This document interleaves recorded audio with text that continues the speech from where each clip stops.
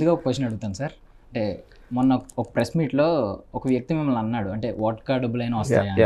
అంటే మిమ్మల్ని Indian cinema మొత్తం చాలామంది శివ సినిమా గురించి, సత్య సినిమా గురించి ఇన్స్పిరేషనల్గా మాట్లాడుతుంటే ఒక ఆయన ఇంత తక్కువ చేసి మాట్లాడితే మీ అప్కమింగ్ సినిమా మీకు కోపం రాదా సార్? మీరు ఫీల్ ఇప్పుడు you're living in kind of a society. ప్రతి ఒక్కళ్ళు ఎవరో ఒకళ్ళని డిగ్రేడ్ చేయకపోతే అసలు మనకి అంటే అయితే I'm not blaming him, that's what everybody does, he's one of them.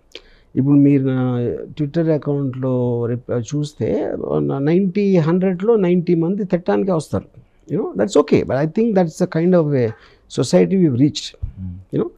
So అందులో ఎవడో ఊరు పేరు తెలియని ఒకడు నాకు తెలిసి ఆడికి 20,000 శాలరీ కూడా ఉంటుందని నేను అనుకోవట్లేదు. ఎవడైతే అడిగాడో ఆడి పేరు.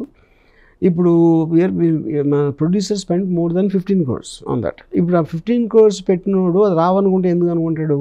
అది రావచ్చు రాకపోవచ్చు, అది వేరే విషయం.